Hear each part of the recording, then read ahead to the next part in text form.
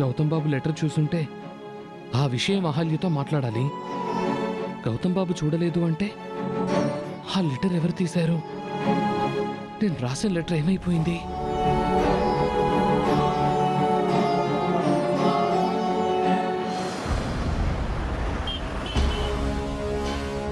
నేను లెటర్ రాసి బాబు దగ్గరే పెట్టానే.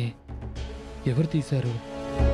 గౌతమ్ బాబు ఆ లెటర్ చదువుతాడు, అహల్య మనసులో ఏముందో తెలుసుకుంటాడు అనుకుంటే ఇలా జరిగిందేంటి? లెటర్ ఏమైనా కింద పడిపోయిందా? ఆ గదిలో ఎక్కడైనా ఉందా? దాన్ని ఎలా వెతికి తీసుకోవాలి? ఏం చెయ్యాలి? మావయ్య, ఏంటమ్మా? ఏంటి ఏదో సీరియస్గా ఆలోచిస్తున్నావు? ఏం లేదమ్మా. నువ్వు రాసిన లెటర్ ఏమైపోయిందానా? లెటర్ ఏంటి? లెటర్ ఏంటమ్మా? ఏ లెటరు? ఈ లెటర్ మావయ్య.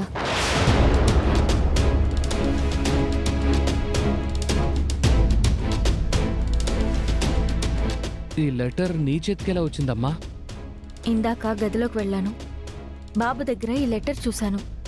ఈ లెటర్ చదవగానే ఈ హ్యాండ్ రైటింగ్ చూసి నువ్వు రాసావని అర్థమైంది. ఈ లెటర్ నేను చూశాను కాబట్టి సరిపోయింది. అదే గౌతమ్ గారు కానీ ఇంకెవరైనా చూసుంటే ఏమయ్యేది మావయ్య?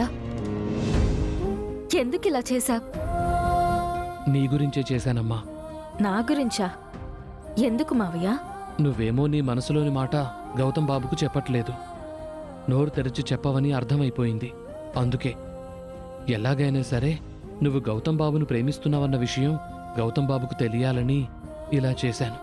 నేను గౌతమ్ గారిని ఇష్టపడుతున్నాను, ప్రేమిస్తున్నాను అని నీతో చెప్పానా మావయ్య? ఎందుకు ఇలా రాశావ్? అదేంటమ్మా, నువ్వు గౌతమ్ బాబు గారిని ఇష్టపడుతున్నావు కదా, ప్రేమిస్తున్నావు కదా, బాబుతో కలిసి ఇక్కడే ఉండాలనుకుంటున్నావు కదా. అలా అని నేను నీతో చెప్పానా మావయ్య? మరి ఆ రోజు ఇంటి నుంచి వెళ్ళిపోదామంటే నువ్వు రాలేదు కదమ్మా.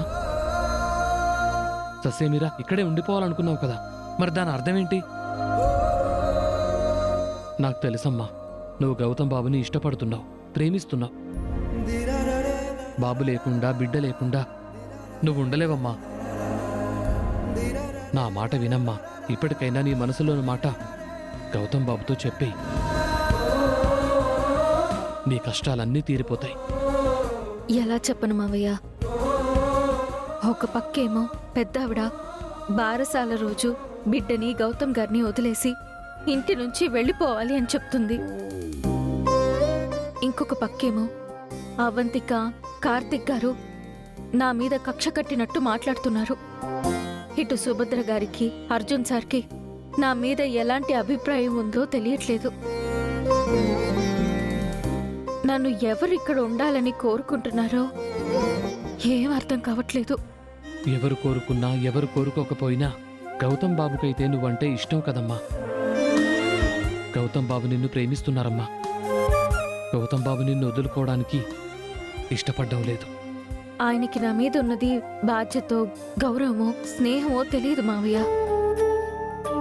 అదేంటో తెలుసుకోకుండా నేను తొందరపడి నా మనసులో మాట చెప్తే బాగోదు. ఆయన నన్ను స్వార్థపర్రాలని అపార్థం చేసుకుంటారు. ఆయన మనసులో ఏముందో తెలుసుకోకుండా నేను తొందరపడలేను మావయ్య. గౌతమ్ బాబు కూడా నీ గురించి అచ్చం ఇలాగే ఆలోచిస్తూ ఉండొచ్చు కదమ్మా. నీ మనసులో బాబు గురించి నువ్వేమనుకుంటున్నావో అని ఆయన నీకు ఈ విషయం చెప్పకుండా ఆగిపోయి ఉండొచ్చు కదా. మరెవరికి వాళ్ళు ఇలా మౌనంగా ఉండిపోతే మీరెలాగమ్మా కలిసేది? ఏమో మావయ్య, అదంతా ఆ దేవుడు చూసుకుంటాడు. నువ్వైతే మళ్ళీ ఇలాంటి ప్రయత్నాలు చేయకు. దయచేసి ఆయన గురించి నేనేమనుకుంటున్నానో గౌతమ్ గారికి చెప్పొద్దు. నాకు తెలియకుండా నువ్వు ఇలాంటి ప్రయత్నాలు చెయ్యొద్దు. ఏ ప్రయత్నం చెయ్యకపోతే బారసాల రోజు గౌతమ్ బాబుని, బిడ్డని, ఇంటిని వదిలేసి నువ్వు వెళ్ళిపోవాల్సి వస్తుంది కదమ్మా. ఆ సమయం వచ్చినప్పుడు ఆలోచిద్దాం మావయ్య. అప్పటి వరకు నువ్వు ఎలాంటి పిచ్చి ప్రయత్నాలు చెయ్యొద్దు. నా మాట విను. ఎలా జరగాలనుంటే అలా జరుగుతుంది. అది కాదమ్మా. ప్లీజ్ మావయ్య.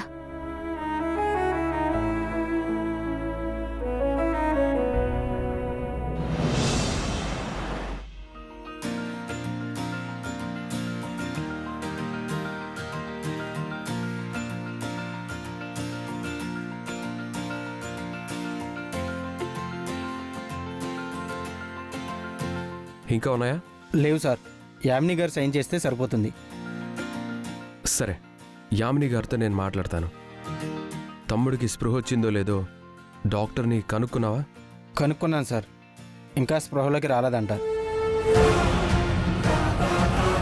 తమ్ముడిని కొట్టిన వాడి గురించి ఎంక్వైరీ ఎంతవరకు వచ్చింది? వాడెవడో కనిపెట్టారా?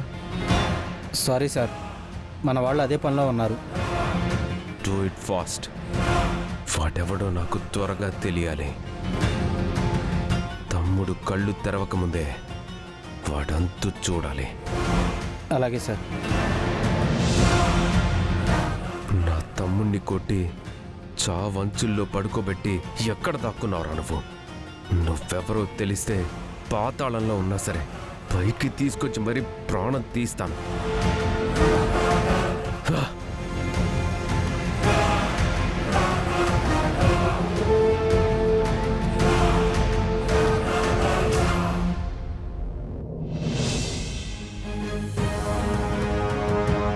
మీరే రౌడీలతో కిడ్నాప్ చేయించి రక్తం వచ్చేలా కొట్టించి మళ్ళీ ఏమీ తెలియనట్టు శ్రావ్యం చూడ్డానికి హాస్పిటల్కి వచ్చారు.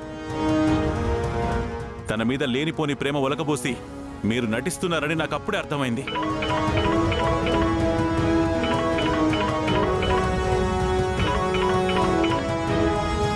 హలో విక్రాంత్. హాయ్ మ్యామ్, ఎక్కడున్నారు? ఇంట్లో. నేను ఆఫీస్లో ఉన్నాను. కొన్ని ఫైల్స్ మీద మీ సైన్ కావాలి. ఈరోజు కొంచెం ఆఫీస్కి రాగలరా? సారీ విక్రాంత్, నేను వచ్చిన డిస్టర్బెన్స్లో ఉన్నాను. ఫైల్స్ ఇంటికి పంపించండి, సైన్ చేసి ఆఫీస్కి పంపిస్తాను. Okay ma'am. చూస్తుంటే మీరేదో సీరియస్ ప్రాబ్లంలో ఉన్నట్టున్నారు. మీ వాయిస్ కూడా డల్గా ఉంది. మీకు అభ్యంతరం లేకపోతే నాతో చెప్పండి, నా వల్ల అయితే నేను సాల్వ్ చేస్తాను. ఇది ఎవరు సాల్వ్ చేయలేని ప్రాబ్లం. మీలాంటి వాళ్ళు కూడా సాల్వ్ చేయలేని ప్రాబ్లమా? అంత పెద్ద ప్రాబ్లం ఏంటి? ఏం చెప్పమంటావు? నాకు ఒక డాటర్ ఉంది, తను నా మాట వినట్లేదు. టీనేజ్ పిల్లలు అంతే మేడం, వాళ్ళు చెప్పిన మాటలే పేరెంట్స్ వినాలి. తనేం టీనేజ్ గర్ల్ కాదు, తను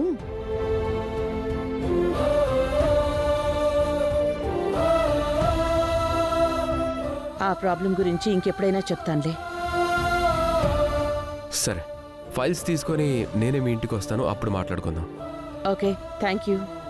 ఓకే. అవును, మొన్న ఫోన్లో ఎవరో ఇంపార్టెంట్ పర్సన్ అని చెప్పావు, ఎవరు తను? తను కూడా మీ డాటర్ లాంటిదే మ్యామ్. చాలా మొండిది, చెప్పిన మాట అస్సలు వినదు. మీ ఇంటికి వచ్చినప్పుడు నేను కూడా తన గురించి చెప్తాను. ఓకే, ఉంటాను.